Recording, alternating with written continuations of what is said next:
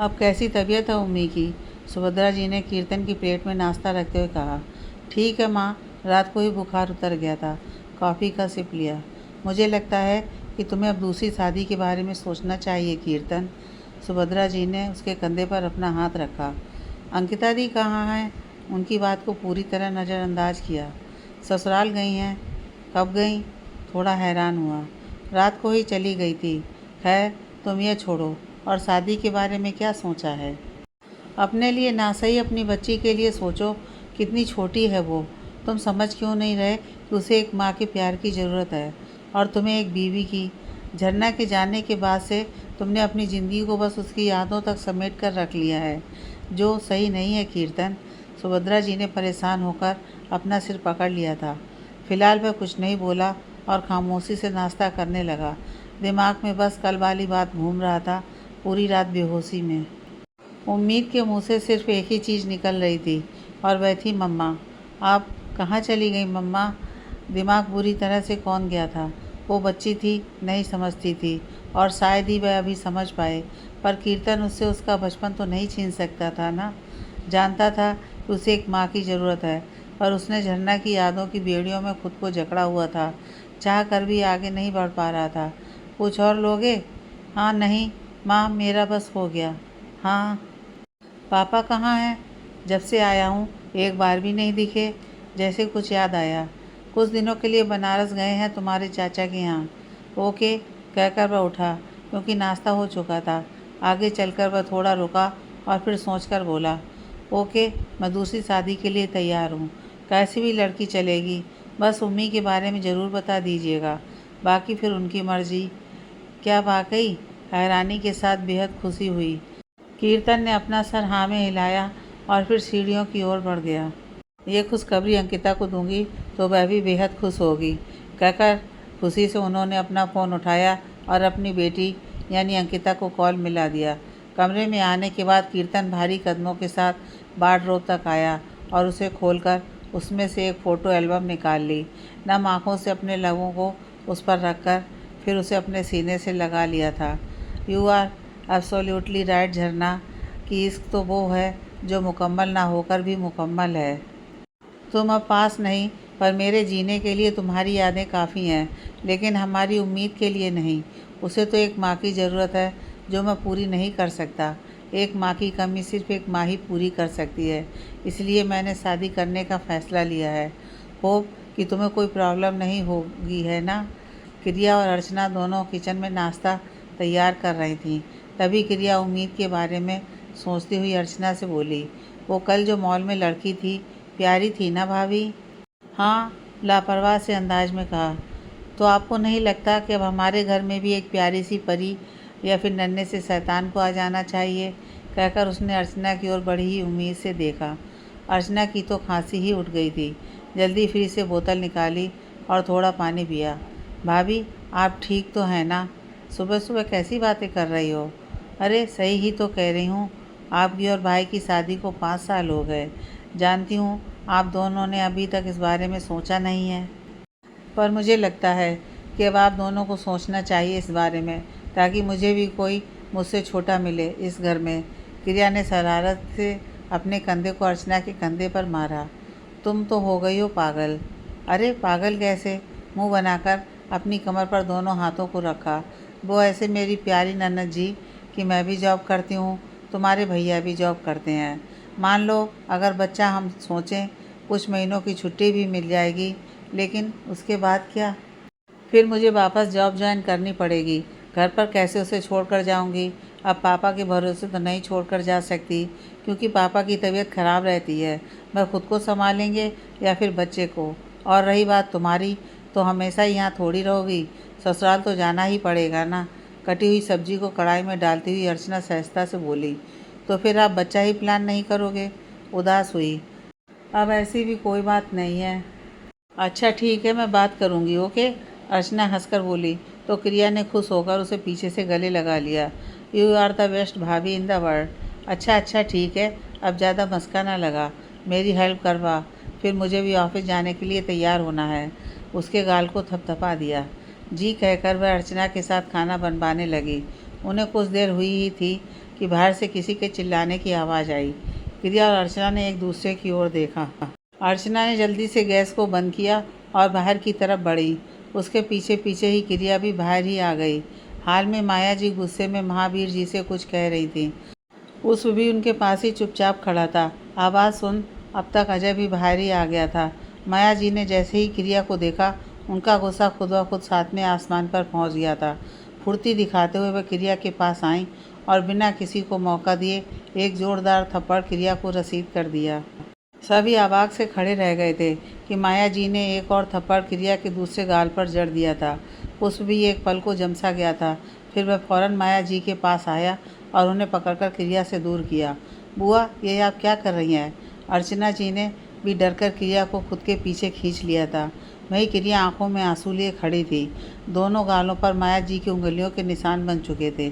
अजय को गुस्सा जरूर आया था, पर मजबूर था, वरना माया जी के अलावा कोई और होता ना तो अब तक धक्के मारकर घर से बाहर फेंक चुका होता। अभी भी तेरी आंखों पर पट्टी बंधी है पुष्प, देखा ना थोड़ी देर पहले कैसे पुलिस प्रफुल्ल को, तेरे छोटे भाई को लेकर गई है पुलिस स्टेशन। क्रिया की ओर उंगली करके, सिर्फ और सिर्फ इस लड़की की झूठी कंप्लेन की वजह से। माया जी गुस्से में उफन रही थी। उनका तो जी चाह रहा था कि वह क्रिया का यहीं गला घोट कर मार दें। ये सब क्या हो रहा है बहन जी? आपने क्रिया पर हाथ क्यों उठाया? और कौन सी कंप्लेन की बात कर रही हैं आप? महावीर जी ने धीरे से कहा। ओह, तो आप लोगों को भी नहीं पता इसकी करतूतें? तंज कसा। अजय क्रिया के पास आया और प्यार से उसके सिर पर हाथ रखकर बोला, तुम बताओ क्रिया, आखिर ये कौन सी कंप्लेन की बात कर रही हैं? क्रिया कुछ नहीं बोली, बस सिर झुकाए खड़ी थी। तो माया जी गुस्से में हंसते हुए बोली, अरे ये क्या बताएगी, मैं बताती हूँ ना इसने क्या किया है। पहले तो मेरे बेटे पर डोरे डाले। इसकी सच्चाई सामने आने पर जब हमने इसे घर से बाहर निकाल दिया तो अब यह उस बात का बदला हमसे ले रही है। मेरे बेटे प्रफुल्ल के खिलाफ एफआईआर दर्ज करवा कर आई है, वो भी हैरेसमेंट और मोलेस्टेशन के केस में। सब हैरानी से क्रिया को देख रहे थे, सिवाय पुष्प के, क्योंकि उसके दिमाग में तो कुछ और ही चल रहा था इस वक्त। इतना घिनौना इल्ज़ाम लगाते हुए इसे ज़रा शर्म नहीं आई? क्या इज्जत रह जाएगी मेरे बेटे की अगर सबको पता चला तो? क्रिया मेरी होनहार और समझदार बेटी है। अगर उसने इल्ज़ाम लगाए हैं तो यह महज इल्ज़ाम नहीं है, यही सच्चाई है। उसके साथ गलत हुआ है और गर्व है मुझे मेरी बेटी पर कि उसने चुप न रहकर यह कदम उठाया। महावीर जी को सारी बातें पता तो नहीं थी, पर वह अपनी बेटी को बहुत अच्छे से जानते थे कि वह कभी गलत बर्दाश्त नहीं कर पाती थी। ज़रूर कुछ गलत ही हुआ था, इसलिए तो उसने इतना बड़ा कदम उठाया था। अगर बड़ी बात ना होती तो शायद ही वह ऐसा करती। अपने पापा की बात सुन क्रिया की आंखें छलक पड़ी। अजय ने मुस्कुराकर क्रिया की हिम्मत बढ़ाई। जो भी तुमने किया, हम इसमें तेरे साथ हैं। हाँ क्रिया, तुम्हारा परिवार तुम्हारे साथ है, तो रोने की कोई ज़रूरत नहीं है, कहकर अर्चना ने क्रिया के आंसू पोंछे। वाह भाई वाह, बेटी ने गलत किया फिर भी उसे शाबाशी दी जा रही है। माया जी ताली बजाते हुए गुस्से में बोली, इससे कहिए कि ये अपनी कंप्लेन वापस ले, वरना अच्छा नहीं होगा। उन्होंने धमकी दी। क्या अच्छा नहीं होगा बुआ? अब क्रिया पूरी हिम्मत से उनके सामने खड़ी हो गई थी। वरना? थोड़ी देर के लिए वह खुद सोच में पड़ गई थी। वरना आप पुष्प से कहेंगी कि पुष्प बेटा, इस लड़की ने तेरे भाई को जेल में डलवाया तो दे दे इसे तलाक, या ये कहेंगी आप? क्रिया चिल्लाते हुए बोली। क्रिया हैरान हुआ कि उसने इतनी आसानी से तलाक की बात भी कैसे की थी। माया जी कुछ देर के लिए खुद खामोश सी हो गई थी। ज़्यादा हैरान होने की ज़रूरत नहीं है पुष्प।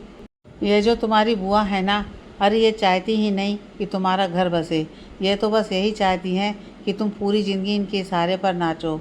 ये बोले हाँ तो तुम बोलो हाँ, ये बोले ना तो तुम बोलो ना। बस यही चाहती हैं कि तुम एक पप्पी डॉग की तरह इनके आगे पीछे तुम हिलाते रहो। क्रिया पूरे तैस में बोली। और था भी तो यही, उसने कोई झूठ तो बोला नहीं था। माया जी हड़बड़ासी गईं। पुष्प, ये लड़की यहाँ मेरी बेइज्जती पर बेइज्जती किए जा रही है और तू यहाँ बुत बनकर खड़ा है। उनके लिए सिर्फ यही ज़रूरी था कि पुष्प उनके पूरे कंट्रोल में रहे, बाकी उन्हें किसी से कोई मतलब नहीं था। और यहाँ भी वह विक्टिम कार्ड प्ले कर रही थी, पुष्प को इमोशनल ब्लैकमेल करके। क्रिया प्लीज़ ऐसा मत कहो, बुआ ऐसी नहीं है, तुम उन्हें गलत समझ रही हो। पुष्प के लिए तो वह देवी थी, देवी। मैं बहुत अच्छे से समझ गई हूँ इन्हें, और अब तो तुम्हें भी अच्छे से समझ ही गई हूँ पुष्प। तो अब अपनी इस चालाक बुआ को लो और यहाँ से चलते बनो, वरना धक्के मारकर निकालने में मेरा कुछ नहीं जाएगा। पर तुम दोनों बर्दाश्त नहीं कर पाओगे, प्रिया ने चुटकी बजाते हुए कहा। चलिए बुआ यहाँ से, मुझे कहीं नहीं जाना। इस लड़की की इतनी जुर्रत कि हमें धक्के मारकर बाहर फेंकेगी। छोड़ पुष्प मुझे, आज तो मैं यहाँ इसे अच्छे से सबक सिखा कर ही जाऊँगी। बुआ प्लीज चलिए, कहते हुए पुष्प माया जी को वहाँ से बाहर ले गया था। उनके जाने के बाद प्रिया ने दरवाजे को बंद किया और जैसे ही मुड़ी तो आंखें फिर से आंसुओं से भर गईं। सीधा महावीर जी के पास आई और झट से उनके गले लगकर तेज तेज रोने लगी। 3 दिन बाद आज क्रिया ने जो केस प्रफुल्ल पर किया था उसकी लोकल कोर्ट में डेट थी। अजय और अर्चना दोनों ने ही आज ऑफिस से छुट्टी ली थी क्योंकि वे उसे अकेला नहीं छोड़ना चाहते थे। क्रिया तैयार हो ही रही थी कि अर्चना उसके कमरे में आई। हो गई तैयार? जी भाभी, बस हो गई, कहते हुए उसने जल्दी जल्दी अपने बालों की चोटी बनाई। घबराना नहीं क्रिया, वकील तुमसे हर तरह के सवाल पूछेगा, तुम्हें डटकर जवाब देना है। अर्चना ने उसके कंधे को थपथपाया। जी भाभी, उसने धीरे से अपना सिर हिलाया। तभी बाहर से अजय की आवाज़ आई जो उन दोनों को चलने को कह रहा था। क्रिया ने आईने में एक बार खुद को देखा और फिर एक गहरी सांस ली। यू कैन डू इट क्रिया। दोनों बाहर आ गईं। महावीर घर में ही रुक रहे थे। असल में वह जाना तो चाहते थे, लेकिन उनकी तबीयत को देखते हुए अजय ने ही मना कर दिया था। महावीर जी ने क्रिया को आशीर्वाद दिया तो वह मुस्कुरा दी। क्रिया अजय और अर्चना के साथ कोर्ट के लिए निकल गई। जब वह तीनों वहां पहुंचे तो कोर्ट रूम के बाहर ही उन्हें माया जी और पुष्प दिख से गए। माया जी की तो तीखी नज़रें बस क्रिया पर ही टिकी गई थीं। क्रिया की नज़रें पुष्प की नज़रों से जा मिली तो वह हल्का सा मुस्कुरा दिया। क्रिया ने मुंह बनाकर फौरन अपनी नज़रें फेरी। पुलिस भी प्रफुल्ल को अपने साथ लेकर कोर्ट आ गई थी। माया जी तो प्रफुल्ल से लिपट दहाड़े मार मार कर अपना दुख सभी को बता रही थी। प्रफुल्ल खुद चिढ़ गया था तो वह बोला, बस करिए ना मम्मी, क्यों सबके कानों के पर्दे फाड़ रही हैं। हाय मेरा बच्चा, 2 दिन में ही सूख कर बिल्कुल कांटा हो गया है। अरे मेरी बद्दुआ लगे उसे जिसने तेरे साथ ऐसा किया है। भगवान करे उसे कभी खुशी ही नसीब ना हो। एक माँ के दिल को दुखाकर खुश नहीं रह पाएगी। हाय लगेगी मेरी। क्रिया के लिए जहर ही तो उगला था। उनकी बात वहाँ खड़े हर एक शख्स के कानों में पड़ी थी। क्रिया के चेहरे पर कोई भाव ना थे, मानो उसे कोई फर्क ही नहीं पड़ रहा था। बद्दुआ उनकी लगती है जिनका मन साफ हो। आप जैसी राक्षसनी बद्दुआ की बात कर रही हैं, अजीब है ना बुआ। क्रिया मुस्कुराकर बोली। ए लड़की, क्रिया मेरा नाम है, खुद को बहुत सियानी समझती है ना। देख बाद में मैं तेरा क्या हश्र करती हूँ। माया जी गुस्से में भड़की। सरेआम कोर्ट में विक्टिम को धमकी दी जा रही है, इसकी भी सज़ा है ना इंस्पेक्टर सर। क्रिया ने तंज भरे अंदाज में कहा तो इंस्पेक्टर ने जी कहा। प्लीज़ बुआ, आप शांत रहेंगी। पुष्प जो खामोशी से खड़ा था बात आगे बढ़ती देखी तो बोल उठा। तू मुझे क्यों कह रहा है, इस लड़की को बोलना। कैसे तर तर जुबान चला रही है। पुष्प ने क्रिया की तरफ देखा जो गुस्से में उसे ही घूर रही थी, मानो कह रही हो कुछ कहकर तो दिखाओ, फिर तुम्हें भी अच्छे से देखूं। इस वक्त पुष्प ने शांत रहना ही सही समझा। उनका नंबर आया तो सब अंदर चले आए। दोनों के ही वकीलों ने जज के सामने अपनी दलीलें रखीं। सुनकर तो दोनों ही सही लग रहे थे। काफ़ी बहसबाजी हुई, नतीजा कुछ नहीं निकला। जज ने सुनवाई अगली तारीख पर टाल दी थी, जो 1 हफ्ते बाद की ही थी। प्रफुल्ल के वकील ने उसकी जमानत की अर्जी डाली तो जज ने उसे खारिज कर दिया था कि जब तक कोई फैसला नहीं हो जाता तब तक प्रफुल्ल को पुलिस की हिरासत में ही रहना होगा, क्योंकि यहाँ बात हरासमेंट और मोलेस्टेशन के चार्जेस की थी, जिसमें इतनी आसानी से जमानत नहीं मिलती है। पुलिस प्रफुल्ल को अपने साथ वापस ले गई। पुष्प ने ड्राइवर के साथ माया जी को घर भेज दिया था और खुद क्रिया के पास आ गया था, जो अपने वकील के साथ खड़ी होकर केस से रिलेटेड ही डिस्कशन कर रही थी। उसके पास ही अजय और अर्चना खड़े थे। वकील यहाँ से चला गया तो पुष्प फौरन बोला, क्या हम बात कर सकते हैं क्रिया? बात करने के लिए कुछ बचा है क्या? शायद हाँ। क्रिया ने अजय और अर्चना की ओर देखा जो उसे इशारे से बात करने को कह रहे थे। उसने अपनी आंखें बंद करके खुद को शांत किया और फिर पुष्प की ओर देखकर हाँ में सिर हिला दिया। भाई भाभी, आप दोनों घर चलिए, आती हूँ मैं थोड़ी देर बाद। नहीं क्रिया, हम तेरा इंतज़ार कर लेंगे, अजय ने फौरन कहा, क्योंकि फिक्र थी उसे अपनी बहन की। इतना सब होने के बाद कैसे पुष्प के भरोसे छोड़ देता उसे। इट्स ओके भाई, भाभी प्लीज़। अर्चना की ओर देखकर मिन्नत की। अगर कोई दिक्कत हो तो कॉल कर लेना, अर्चना ने धीरे से कहा और अजय का हाथ पकड़कर वहाँ से चली गई। कैफ़े चलें? उनके जाने के बाद पुष्प ने धीरे से उसके हाथ को पकड़ा। फिलहाल क्रिया ने कोई एतराज़ नहीं जताया और बस हाँ में गर्दन हिलाई। पुष्प मुस्करा दिया और क्रिया को लेकर कोर्ट के बाहर आया। गाड़ी तो थी नहीं, इसलिए ऑटो को रुकवाया। पुष्प ने ऑटो वाले से एक कैफ़े का एड्रेस बताया तो ऑटो वाले ने भी अपनी ऑटो पुष्प के बताए एड्रेस की ओर बढ़ा दी थी। कुछ यादें ताज़ा हुई थी। ये वही कैफ़े था जहाँ परिवार वालों की रजामंदी के बाद पहली बार दोनों मिले थे। पर उस दिन में और आज के दिन में ज़मीन आसमान का फ़र्क था। दोनों उसी टेबल पर ही बैठे हुए थे। कांच की बड़ी सी दीवार से सूरज की रोशनी होकर क्रिया के चेहरे को सोने की तरह चमका रही थी। पुष्प उसे यूं घंटों निहार सकता था। उसने मन में सोचा और फिर खुद ही मुस्कुरा दिया। क्या बात करनी है तुम्हें? तुम्हारे हिसाब से जो भी बुरा तुम्हारे साथ हुआ है वह प्रफुल्ल और बुआ ने किया है, तो तुम मुझसे क्यों मुंह फुलाए बैठी हो? मैंने तो कुछ नहीं किया ना। पुष्प ने धीरे से उसके हाथ पर अपना हाथ रखा। तुमने कुछ नहीं किया, यही तो सबसे बड़ी दिक्कत है पुष्प, क्योंकि मेरी उम्मीदें तुम्हारी तरफ से ज़्यादा थी और तुमने उन सभी उम्मीदों को बड़ी ही बेरहमी से कुचल दिया है। उसका हाथ झटका। क्या हम सभी बातों को साइड करके खुद के बारे में बात करें? उसने हार मानी। खुद के बारे में बात करने लायक अब कुछ बचा ही कहाँ है? सीधा सा सवाल था और शायद जवाब पुष्प के पास भी नहीं था। कुछ देर उसे देखा, फिर अपनी कॉफ़ी पीने लगा। सूरज धीरे धीरे ढलने लगा था। पंछी अपने घर लौट रहे थे। मौसम कुछ सुहाना सा हो चला था। क्रिया और पुष्प रोड के किनारे धीरे धीरे चल रहे थे। क्रिया थोड़ा आगे चल रही थी और पुष्प एक दूरी बनाकर उसके पीछे पीछे ही चल रहा था। यूँ तो अक्सर आपको दिल्ली की सड़कों पर हैवी ट्रैफिक दिख ही जाता है, पर जिस रोड के किनारे वह चल रहे थे वहाँ से इक्का दुक्का ही गाड़ियों की आवाजाही हो रही थी। रोड के किनारों पर बड़े बड़े जामुन के दरख्त एक कतार में खड़े थे और उनमें से आती भीनी भीनी सी खुशबू वहाँ चारों तरफ फैली हुई थी। चलते चलते सहसा ही क्रिया के कदम लड़खड़ाए तो फौरन ही पुष्प ने उसे अपनी मजबूत बाहों में संभाल लिया। उस पल में दोनों की आंखें चार हुई थीं। क्रिया हल्का सा मुस्कुरा दी तो पुष्प ने भी मुस्कुराते हुए उसे सही से खड़ा किया। ठीक हो? हाँ, क्रिया ने बस छोटा सा ही जवाब दिया। कैब बुक कर लूँ? मुहूर्त निकालना है अब। पुष्प ने झेप कर अपने बालों में हाथ घुमाया और फौरन फ़ोन निकालकर कैब बुक की। आगे चलकर ही एक स्टोन का पब्लिक बेंच रखा हुआ था। दोनों ही वहीं बैठकर कैब के आने का इंतज़ार करने लगे। क्रिया, हाँ, घर कब आओगी? कौन सा घर? क्रिया का यह कहना पुष्प के दिल को तड़फा गया था। उसने फौरन उसकी कलाई पकड़ी और बेचैन होकर बोला, हमारा घर क्रिया? मैंने तो उस घर को अपनाने की पूरी कोशिश की थी पुष्प, पर उस घर ने मुझे नहीं अपनाया। फीका सा मुस्कुराकर बोली। चेहरे पर अजीब सा दर्द आया था जिसे देखने में पुष्प नावाकिफ नहीं था। ठीक है, अगर तुम वापस उस घर में नहीं आना चाहती हो तो हम दोनों कहीं दूसरी जगह पर घर खरीद लेंगे, फिर वहाँ पर रहेंगे। हाँ, ये ठीक रहेगा।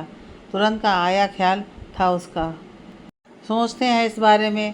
क्रिया फ़िलहाल कोई बात नहीं करना चाहती थी, इसलिए बात को रफा दफा करने के इरादे से कहा। मैंने सोच लिया है, हम ऐसा ही करेंगे। पुष्प ने जैसे पक्का इरादा बना लिया था। तुम्हारे अकेले सोचने से कुछ नहीं होता, क्योंकि मेरी लाइफ पर सिर्फ मेरी ही मर्जी चलेगी। मैं किसी के फैसले अपनी लाइफ पर थोपने नहीं दूंगी, ना तुम्हारे ना किसी और के। समझ आई बात? सहसा ही आंखें कठोर हुई थीं। कहने के अंदाज में एक बुलंदी थी कि पुष्प आगे कुछ कह ही नहीं पाया था। कैब आ गई थी। दोनों ही आराम से पिछली वाली सीट पर बैठ गए। क्रिया बाहर देखने लगी थी, फिर उसमें कोई बात नहीं हुई थी। कुछ देर बाद कैब क्रिया के घर की गली पर रुकी थी। वह बाहर निकलने लगी तो पुष्प ने उसकी कलाई पकड़ी। उसने सवालिया नज़रों से पुष्प की ओर देखा तो वह आंखों में सैलाब लिए हुए था। बहुत याद आती है तुम्हारी, उसने रुंधे गले से कहा तो क्रिया का दिल भी रो पड़ा था। वह आगे बढ़कर उसके सीने से लग गई और फपक पड़ी। पुष्प ने भी उसे अपनी बाहों में समेट लिया था। वहीं कैब ड्राइवर उन दोनों को उलझन में देख रहा था कि पूरे रास्ते तो एकदम खामोश रहे और अब रो रहे हैं। उसने उन दोनों पर से नज़रें हटाई और बाहर देखने लगा। क्रिया खुद को कितनी ही मजबूत दिखा रही थी, पर आखिर था तो एक औरत का ही दिल। एक पल भी पुष्प के सामने नहीं रुकना चाहती थी, इसलिए वह उससे दूर हुई और अपना पर्स संभालते हुए दरवाज़ा खोलकर वहाँ से चली गई। क्रिया जब तक उसकी आंखों से ओझल ना हो गई तब तक पुष्प उसी दिशा में ही देखता रहा। फिर उसने अपने आंसू पोंछे और ड्राइवर की ओर देखकर बोला, चलिए अब। ड्राइवर ने गाड़ी स्टार्ट की और वहाँ से आगे बढ़ा दी। क्रिया घर आई तो हॉल में ही सब बैठे हुए काफ़ी टेंशन में लग रहे थे। क्रिया को देखकर ही तीनों ने राहत की सांस ली। क्रिया कहाँ रह गई थी बच्चा? कब से फ़ोन पर फ़ोन कर रहे हैं, कितने परेशान हो गए थे हम। महावीर जी ने धीरे से कहा। सॉरी पापा, वो शायद फ़ोन स्विच ऑफ हो गया है, इसलिए मुझे पता नहीं चला कि आप लोगों ने फ़ोन किया था। बड़ी मुश्किल से खुद को जज्बाती होने से रोका हुआ था। तुम ठीक हो? अजय ने उसके कंधे पर हाथ रखकर पूछा तो वह जबरन मुस्कुराकर बोली, जी जी भाई, मैं ठीक हूँ, मैं कपड़े चेंज करके आती हूँ, कहकर वह अंदर चली गई। बाकी कोई कुछ नहीं बोला। क्रिया कमरे में आई और अपने पर्स को बेड पर फेंक दिया और फिर जल्दी से बाथरूम में घुस गई। टेप चालू की और दरवाजे के सहारे वहीं बैठ गई। धीरे से अपने मुंह पर हाथ रखा ताकि उसके रोने की आवाज़ बाहर तक ना जाए। क्रिया खामोशी से बैठी शून्य में देखे जा रही थी। वह वहाँ होकर भी वहाँ नहीं थी। दिल और दिमाग में सिर्फ और सिर्फ पुष्प का ख्याल था। आगे क्या करना चाहिए या क्या नहीं, उलझन में थी। किससे सलाह ले, किसे अपनी समस्याओं का समाधान पूछे, यह सब बस सोच ही रही थी कि तभी अचानक अर्चना उसके कमरे में आई डिनर के लिए बुलाने। खाना लगा दिया है मैंने, आओ बाहर, अर्चना ने दरवाजे पर ही खड़े होकर कहा। क्रिया की तंद्रा टूटी। उसने धीरे से अपना सिर हिला दिया और बेड से जैसे ही उठकर खड़ी हुई सहसा ही उसका जी मचलने लगा। फौरन मुंह पर हाथ रखा और बाथरूम में चली गई। अर्चना को तो रिएक्ट करने का मौका तक नहीं दिया था। अंदर से उल्टियाँ करने की आवाज़ आई। अर्चना बाथरूम के दरवाजे पर खड़ी हो गई। उसे फिक्र हो रही थी उसकी। कुछ देर बाद क्रिया तौलिए से मुंह पोंछती हुई बाहर आई। अर्चना ने उसे सहारा दिया और बेड पर आराम से बिठा दिया। तू ठीक तो है ना क्रिया? परेशान होकर क्रिया से पूछा। अब ठीक लग रहा है। पता नहीं, अचानक उल्टी जैसा मन हुआ था। क्रिया ने अजीब सा मुँह बनाकर कहा। सर भी घूम रहा है तेरा? कुछ सकसा हुआ? हाँ, एकदम से उठी ना तो चक्कर जैसा लगा था। उसने अपना सिर हिलाया। अर्चना फौरन उसके पास बैठ गई और उसका हाथ अपने हाथों में लेकर बोली, क्या तेरे और पुष्प के बीच? बात को आधे में ही छोड़ दिया था, पर क्रिया समझ गई थी। उसने धीरे से अपनी गर्दन हाँ में हिलाई और उसे समझ नहीं आया था कि अर्चना ने यह बात क्यों पूछी थी। उल्टियाँ भी हो रही हैं, चक्कर भी आ रहे हैं, मतलब तुम प्रेग्नेंट हो? मन में शक आया था तो बस रख दिया था क्रिया के सामने। अर्चना की यह बात सुनकर तो उसे लगा मानो आसमान ही टूटा था उस पर। क्रिया की आंखें भर आई थीं। ये आंसू कहीं से भी खुशी के ना थे। उसे यूँ सुबकता देख अर्चना ने धीरे से उसके हाथ पर अपना हाथ रखा। अरे मैं बस कह रही हूँ, अब ज़रूरी तो नहीं कि तुम प्रेग्नेंट ही हो। अगर हुई तो भाभी? उसे डर था कि अगर ऐसा हुआ तो उसे वापस उस घर में ही जाना पड़ेगा जिस घर से उसे जलील करके निकाला गया था। इतनी आसानी से कैसे भूल सकती थी वो अपनी बेइज्जती को? तो क्या हुआ क्रिया, अगर तुम प्रेग्नेंट हुई तो? अरे ये तो खुशी की बात हुई ना। अर्चना ने मुस्कुराकर उसका चेहरा अपनी हथेलियों में भर लिया था। नहीं नहीं भाभी, ऐसा नहीं हो सकता। उसने रोते हुए अपनी गर्दन नामे हिलाई। अरे तुम खामखा ही इतनी डर रही हो। पक्का थोड़ी है कि तुम प्रेग्नेंट ही हो। टेस्ट करोगे तो पता चल जाएगा। फ़िलहाल अपने आप को ठीक करो और आ जाओ बाहर, वरना खाना ठंडा हो जाएगा, कहकर अर्चना मुस्कुराते हुए वहाँ से चली गई। क्रिया बेमन से उठी और अपने आंसू साफ करके बाहर आ गई। सब डाइनिंग टेबल पर बैठे हुए उसका ही इंतज़ार कर रहे थे। वह खामोशी से अपनी कुर्सी पर बैठ गई। फिर सबने खाना शुरू किया। सारा काम समेटकर क्रिया और अर्चना बाहर गली तक घूमने चले थे। दरअसल घूमने का तो महज एक बहाना था, जबकि उन्हें तो मेडिकल स्टोर पर जाना था। अगर घर से ही मेडिकल स्टोर का कहकर जाती तो अजय बहुत सवाल पूछता, जिसका जवाब शायद दोनों के पास फ़िलहाल नहीं था। कुछ देर बाद घर आई तो अर्चना भी क्रिया के साथ उसके कमरे में ही आ गई थी। क्रिया बाथरूम में चली गई और अर्चना वहीं खिड़की के पास खड़ी हो गई। फिर मन ही मन सोचा कि अगर क्रिया प्रेग्नेंट हुई तो कितना अच्छा रहेगा ना, उसका भी घर नहीं टूटेगा और वह हमेशा खुश भी रहेगी। बस यही प्रार्थना कर रही थी वो, क्योंकि वह भी चाहती थी कि क्रिया का घर ना टूटे। पुष्प अच्छा लड़का था। अब ऐसा कौन सा ही घर है जहाँ मनमुटाव ना होता हो? तो क्या हर बात पर रिश्ते टूटते हैं? नहीं ना। बाथरूम का दरवाज़ा खुला और क्रिया बाहर आई। चेहरे पर सुकून था। उसने धीरे से अपने पेट पर हाथ रखा और अर्चना की ओर देखकर मुस्कुरा दी। उसकी इस हरकत पर अर्चना की आंखें चमक उठी। प्रेग्नेंट हो? क्रिया मुस्कुराई और अपना सरनामे हिला दिया। अर्चना ने मुंह बना लिया। तो इतनी मुस्कुरा क्यों रही हो? मुझे लगा प्रेग्नेंट हो इसलिए खुशी से मुस्कुरा रही हो। अरे आपने कहा कि तुम प्रेग्नेंट हो सकती हो तो मुझे लगा हो गया कांड। बट अब ये जानकर कि मैं प्रेग्नेंट नहीं हूँ बहुत सुकून मिल रहा है, कहकर वह धम से बेड पर गिर गई थी। इरादा शायद अब सोने का था। पूरी पागल है। अर्चना मुंह बनाकर चली गई। अरे दरवाज़ा तो बंद कर जाती भाभी, प्रिया ने आवाज़ लगाई, पर अर्चना अपने कमरे में जा चुकी थी। वह हंसते हुए उठी और दरवाज़ा बंद कर लिया। सैंडविच खाया था कैफ़े में, शायद खाने का ही कुछ लोचा हुआ था, इसलिए ही वोमिटिंग हुई थी। वह सोचते हुए बेड पर आकर लेट गई थी। अगर होती भी ना तो भी उस घर में तो बिल्कुल नहीं जाती, बल्कि अपने बच्चे पर उन सबका साया भी ना पड़ने देती। उस दिन के बारे में सोचकर मन उदास हुआ। फिर गहरी सांस लेकर खुद के दिमाग में चल रहे सभी ख्यालों को दरकिनार कर उसने अपनी आंखें बंद कर ली थी। वो एक बहुत ही पुरानी बेकरी था। इस वक्त प्रिया को वहाँ जैसे जन्नत महसूस हो रही थी। आज अजय का बर्थडे था, इसलिए वह यहाँ केक लेने आई थी, जो उसने स्पेशल ऑर्डर पर बनवाया था। गर्मा गर्म कुकीज़ की मीठी सी भीनी खुशबू सीधा उसके नथनों से होते हुए दिमाग तक जा रही थी और पेट ने भी गुड़गुड़ शुरू कर दी थी। अभी केक पर थोड़ा काम रहता था, इसलिए उसने अपने लिए कॉफ़ी और कुकीज़ ऑर्डर किए और कॉर्नर वाली टेबल पर जा बैठी। शाम का वक्त था, इसलिए बेकरी पर खासी भीड़ देखी जा सकती थी। वहाँ की लगभग सभी टेबल्स बुक थी। कोई कुकीज़ तो कोई अलग अलग फ्लेवर्स की पेस्ट्रीज का लुत्फ़ उठा रहे थे। आज काफ़ी महीनों बाद वह यहाँ आई थी। उसकी कॉफ़ी और कुकीज़ भी आ गई थी। फ़ोन निकाला और वहीं बैठे बैठे 2-4 सेल्फियाँ ले ही डाली थी। उनमें से अच्छी सी फ़ोटो सिलेक्ट कर उसने अपने इंस्टाग्राम अकाउंट पर भी पोस्ट कर दी थी with caption, one day is happy better than the other day. फिर मुस्कुराकर अपने फ़ोन को बंद करके अपने बैग में डाला और कॉफ़ी के मज़े लेने लगी। एक्सक्यूज़ मी, क्या यहाँ ब्लैकबेरी ब्राउनी केक मिलेगा? बड़ी सी हड़बड़ी में अंदर आते ही उसने काउंटर पर खड़े लड़के से पूछा। Sorry sir, but blackberry brownie cake का स्टॉक ख़त्म हो चुका है और वो केक थोड़ा रेयर है, तो हम ऑर्डर पर ही बनाते हैं। आप कोई और फ्लेवर ट्राई कर लीजिए सर, उसने चेक करके कहा तो सामने खड़े शख्स का चेहरा लटक गया। ओह कीर्तन, सब तेरी बेवकूफ़ी की वजह से हुआ। काम के चक्कर में तू ऑर्डर देना ही भूल गया।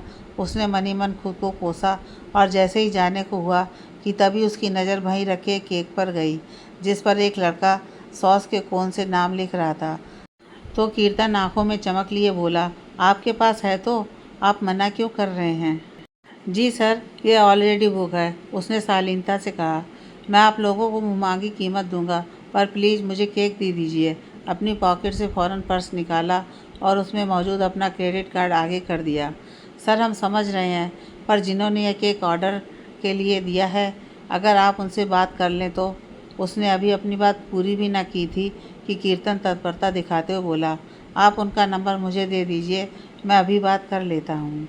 सर आपको नंबर लेने की ज़रूरत नहीं है, क्योंकि वह ऑलरेडी यहीं पर मौजूद हैं, कहकर उसने लास्ट कॉर्नर वाली टेबल पर बैठी क्रिया की ओर इशारा किया।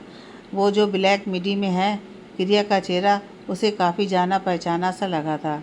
जी सर, काउंटर पर खड़े उस लड़के ने अपना सर हिलाया। कीर्तन जल्दी से चलकर उसके पास आया और उसके सामने वाली चेयर पर ही बैठ गया।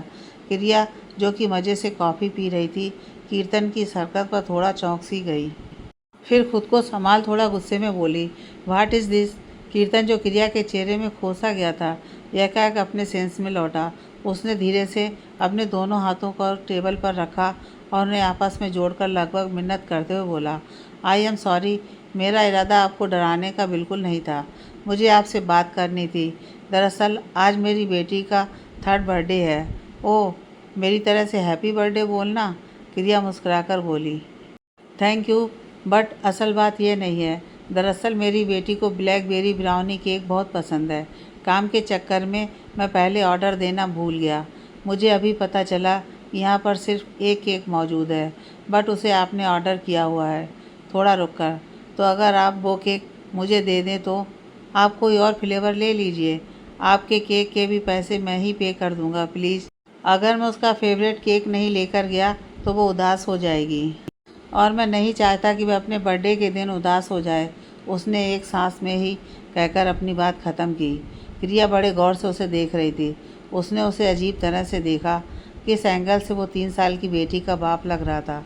उसकी नीयत पर शक हुआ। फिर नोक सिकोड़कर अपनी गर्दन नामे हिलाई। सॉरी, बट मैं नहीं दे सकती, क्योंकि आज मेरे भाई का भी बर्थडे है और मैंने 2 दिन पहले ऑर्डर देकर बनवाया है। क्रिया के साफ इनकार से कीर्तन का चेहरा लटक गया। बिजनेस सूट, गर्दन पर टैटू सैटू, कर्ली हेयर, ब्राउन आइज, पक्का लेंस लगवाए होंगे। हाँ, लग तो एकदम मॉडल रहा है। 3 साल की बेटी का बाप, ही क्या मजाक था। क्रिया कीर्तन को ऊपर से नीचे तक ऑब्जर्व करते हुई मन ही मन बोली, पर चेहरे पर टेंशन तो रियल ही लग रही है। कहीं सच में तो, उसने सोचा, और फिर कीर्तन की ओर देखकर बोली, वैसे आपने कहा कि आपकी 3 साल की बेटी है, तो फिर दिखाएं उसकी फ़ोटो, फिर केक मिलेगा। उसकी आंखें चमकीं। एक उम्मीद लगी, इसलिए अपनी उम्मीद के लिए उसे सब करना मंजूर था। फ़ौरन फ़ोन निकाला और उम्मीद का एक प्यारा सा फ़ोटो निकालकर क्रिया के सामने फ़ोन को खिसका दिया। क्रिया ने जैसे ही फ़ोन की स्क्रीन पर देखा तो उसकी आंखें कुछ बड़ी हुईं। उम्मी, सहसा ही उसके मुंह से निकला। उम्मीद का चेहरा शायद ही वह भुला पाए, क्योंकि वह बहुत ही प्यारी सी थी, बिल्कुल किसी डॉल की तरह। और उसका नाम जो कुछ ज़्यादा ही अलग सा था, जिसका उसे अंकिता से पता चला था। लेकिन क्रिया के मुंह से उम्मीद का नाम सुन कीर्तन जरूर चौंक गया था। तुम मेरी बेटी को कैसे जानती हो? शक भरी नज़रें अब क्रिया पर ही टिक गई थी। अरे, एक दिन मॉल में यह मुझसे लिपट गई। मम्मा कह रही थी मुझे, हंसकर बताया था। ओह, तो आप थी वो। अंकिता ने बताया था उसे, पर वह उस समय उसने कुछ खास ध्यान नहीं दिया था, क्योंकि उसका सारा ध्यान अपनी नन्ही सी जान में जो लगा हुआ था। जी जी, मैं ही थी वो, प्राउड से कहा था। तो क्या आप मुझे वो केक देंगी? अपने फ़ोन को क्रिया के सामने से उठा लिया। क्रिया ने थोड़ी देर सोचा और फिर मुस्कुराकर अपनी गर्दन हाँ में हिला दी। कीर्तन को चैन मिला। दोनों ही उठकर काउंटर पर आ गए। भैया, ये केक आप इन्हें दे दीजिए और मेरे लिए रेड वेलवेट केक पैक कर दीजिए, क्रिया ने कहा। तो उस लड़के ने ब्लैकबेरी ब्राउनी केक कीर्तन के लिए पैक कर दिया और क्रिया के लिए रेड वेलवेट केक। दोनों ने अपनी अपनी पेमेंट की। यूँ तो कीर्तन क्रिया के केक की पेमेंट करना चाहता था, लेकिन क्रिया ने मना कर दिया था। फिर उसे भी ज़्यादा फोर्स करना सही नहीं लगा था, जबकि वह उसे इतना जानता भी नहीं था। क्रिया ने वहीं से एक चॉकलेट ली और उसे कीर्तन की तरफ बढ़ा दिया। यह उम्मी के लिए मेरी तरफ से, कहकर वह मुस्कुरा दी। कीर्तन ने मुस्कुराकर उसके हाथ से वह चॉकलेट ली और वहाँ से अपना केक लेकर चला गया। फिर क्रिया भी अपना केक लेकर घर आ गई। अर्चना ने हॉल को कुछ बैलून से सजाया हुआ था। पीछे वाली दीवार पर गोल्डन बैलून से हैप्पी बर्थडे लिखा हुआ था। अजय बच्चों की तरह मुंह फुलाए बैठा हुआ था। महावीर जी उसके पास ही बैठे हुए थे। सब मुस्कुराकर देख रहे थे। क्रिया ने केक को डाइनिंग टेबल पर रखा और अजय के पास आ गई। उसने धीरे से उसके कंधे पर हाथ रखा और थोड़ा मजाकिया अंदाज में बोली, बर्थडे बॉय, क्यों गुब्बारे की तरह मुँह फुलाए बैठे हो? अपनी भाभी से ही पूछ लो, नाक सिकोड़कर कहा। क्या हुआ भाभी? पापा से ही पूछ लो। अर्चना ने भी बात को महावीर पर छोड़ दिया था और मुंह बनाकर रसोई में चली गई। क्या हुआ पापा? क्रिया ने अपना रुख महावीर जी की ओर किया तो वह मुस्कुराकर धीरे से बोले, ज़्यादा कुछ नहीं। अजय ने कहा कि वो कांच का वास हटाकर टेबल पर रख दे, पर अर्चना ने कहा कि वह बीच में ही ठीक लग रहा है। बस इतनी सी बात पर हो गई दोनों की बहस। अर्चना ने डांटकर उसे वहाँ बिठा दिया, इसलिए मुंह फुलाए हुए है, कहकर महावीर जी हंस पड़े और क्रिया ने अपना सर पीट लिया। फिर खुद भी हंसकर बोली, आप दोनों कोई छोटे बच्चे थोड़ी हैं जो इतनी छोटी छोटी बातों पर लड़ें। अजय के कंधे को हिलाकर, चलिए जल्दी से उठकर भाभी को मनाइए। अरे, तू मेरी बहन है कि उसकी? तुझे मेरी साइड लेनी चाहिए, पर देखो तो ज़रा। और दूसरी बात, वह कोई त्योहार है जो उसे मनाऊं? अजय ने क्रिया को घूरा। मैं तो अपनी भाभी की साइड हूँ। वैसे पापा, आप किसकी साइड हैं? क्रिया ने महावीर जी से पूछा। तो उन्होंने धीरे से अंदर की ओर इशारा किया, जहाँ अर्चना गई थी। अजय ने टेढ़ा मेढ़ा मुंह बना लिया। साला कोई इज्जत ही नहीं है, कहकर वह उठा और अर्चना के पास चला गया ताकि अपनी रूठी बीवी को मना सके। क्रिया ने महावीर जी की ओर देखा और हंस दी। फिर धीरे से बोली, ये दोनों भी ना एकदम बच्चों की तरह लड़ रहे हैं। अरे इनसे ही तो मन लगा रहता है मेरा। महावीर जी हंसकर बोले, दादी डैड कब आएंगे? उम्मीद अपनी नज़रों को दरवाजे पर टिकाती हुई बोली, बस आने वाले हैं मेरी बच्ची। सुभद्रा जी ने उम्मीद के गालों को प्यार से छुआ। उम्मीद ने अपने बर्थडे पर आज एक वाइट कलर का प्यारा सा फ्रॉक पहना हुआ था, जिस पर कहीं कहीं सिल्वर स्टार्स लगे हुए थे, जो बेहद प्यारे लग रहे थे। बालों के 2 बन बनाए हुए थे और उसके साथ बटरफ्लाई वाली टिक टैक पिन। उम्मीद कीर्तन अंदर घुसते हुए बोला, डैड, कहते हुए वह चहक कर कीर्तन की तरफ दौड़ी। आराम से उम्मीद। कीर्तन को लगा कि कहीं वह गिर ना जाए, इसलिए उसने केक के बॉक्स को वहीं रखा और लपक कर उम्मीद को अपनी गोद में उठा लिया। डैड, मम्मा कहाँ हैं? वो नहीं आई आपके साथ? उम्मीद ने बड़ी उम्मीद से कीर्तन की ओर देखकर कहा। तो कीर्तन का मन थोड़ा सा उदास हो गया। समझ नहीं आया कि अब क्या कहें। डैड, कीर्तन ने कुछ नहीं कहा तो उम्मीद की आंखों में आंसू भर आए। उम्मी मेरी बच्ची, मैंने आपको बताया था ना कि मम्मा को बहुत ज़रूरी काम होता है, तो वह पूरा करके आएंगी आपके पास। सुभद्रा जी ने उम्मीद के सर पर हाथ फेरा, पर वो कहाँ समझती, उसे तो अपनी मम्मा चाहिए थी। उसका रोना और तेज हो गया। वह अपने छोटे छोटे हाथों से कीर्तन के कंधे पर मारती हुई बोली, मम्मा चाहिए। कीर्तन ने उसे बड़ी मुश्किल से संभाला और शांत करवाया। सुभद्रा जी किसी सोच में पड़ गई थी। मन ही मन सोच लिया था कि जल्द से जल्द कोई अच्छी सी लड़की ढूंढकर कीर्तन की शादी करवा देंगे, ताकि उम्मीद को भी एक माँ मिल सके। उम्मीद कीर्तन के सीने से लगकर अभी भी सुबक रही थी। तभी उसे जैसे कुछ याद आया। फौरन अपने कोट की पॉकेट में हाथ डाला और कुछ टटोला। हाथ बाहर निकाला तो उसके हाथ में चॉकलेट थी, जो क्रिया ने उसे दी थी। वह हल्का सा मुस्कराया और उम्मीद की तरफ देखकर बोला, मम्मा ने उम्मी के लिए गिफ्ट भेजा है, उसके बर्थडे का। ये देखो उम्मी, ये मम्मा ने भेजा है। यकाएक वह चहक उठी थी। डैड झूठ नहीं बोलते, कहकर उसने प्यार से उसके छोटे से माथे को चूम लिया था। अपनी बेटी को खुश देखने के लिए तो उसे झूठ बोलना भी मंजूर था। उम्मीद ने कीर्तन के हाथ से चॉकलेट ली और वह काफ़ी खुश लग रही थी, और उसे खुश देखकर कीर्तन को भी अब कुछ सुकून महसूस हो रहा था। आज फिर कोर्ट की तारीख थी। पिछले 2 महीनों से यही हो रहा था। तारीख पर तारीख ही मिल रही थी और नतीजा कुछ नहीं। क्रिया तैयार होकर बाहर आई। अर्चना और अजय दोनों पहले से ही तैयार होकर बैठे थे। चले भाई, मैं धीरे से बोली। हाँ, तीनों बाहर आ गए। भाई कब तक यही चलने वाला है? गाड़ी में बैठते ही क्रिया ने सवाल किया।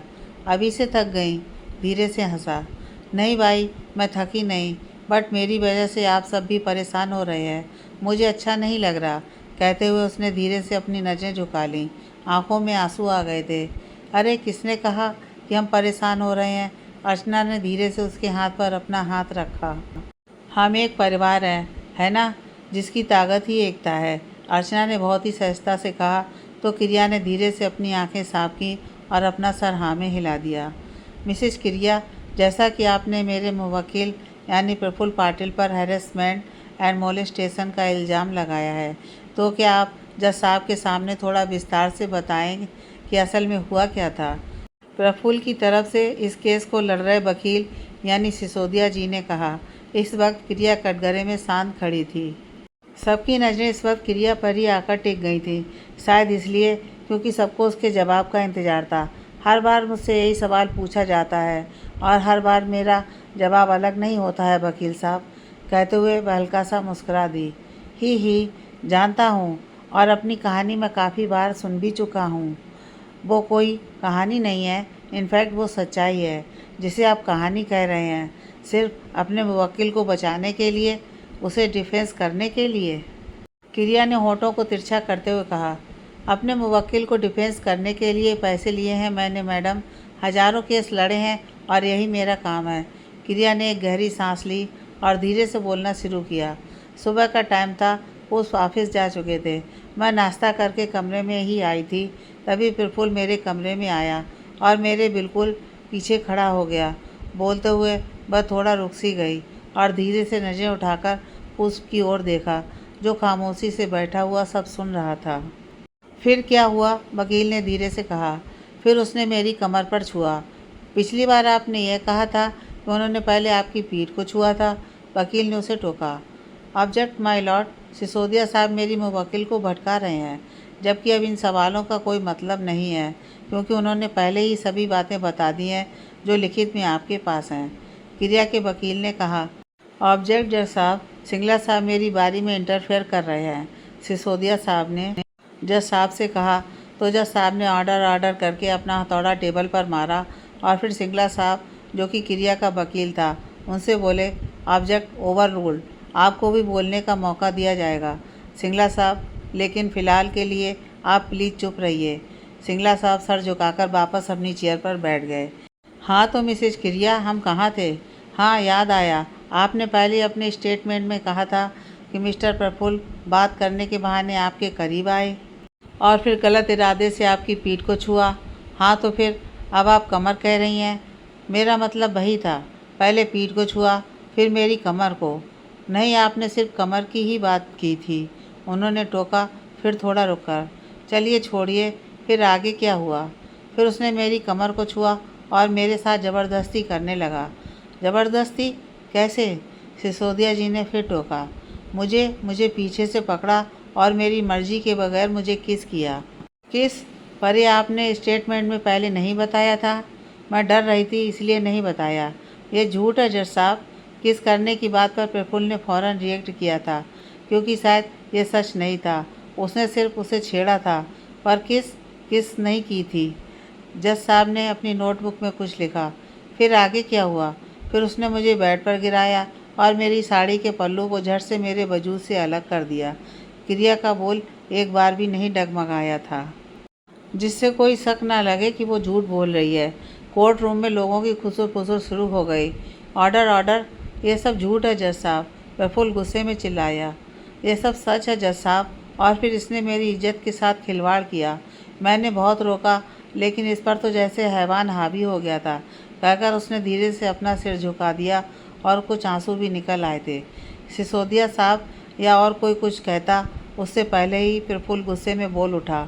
यह झूठ है सर, जबकि मैंने सिर्फ कमर और पीठ को ही छुआ था, ताकि ये परेशान होकर घर से चली जाए। माया जी की ओर देखकर, मम्मी आप कुछ कहती क्यों नहीं? बताइए ना कि वो सब हमारा प्लान था, ताकि हम इसे घर से निकाल सकें, जबकि आप भी वहीं खिड़की पर खड़ी थी ना। आपने सब देखा था ना कि मैंने ऐसा कुछ नहीं किया था जैसा ये कह रही है। कहते हुए अचानक वह रुक सा गया। शायद अब जाकर उसे एहसास हुआ था कि वह क्या बोल गया है। जज साहब, सच सबके सामने ही है, शायद अब कुछ साबित करने की ज़रूरत नहीं है, सिंगला साहब मुस्कुराकर बोले।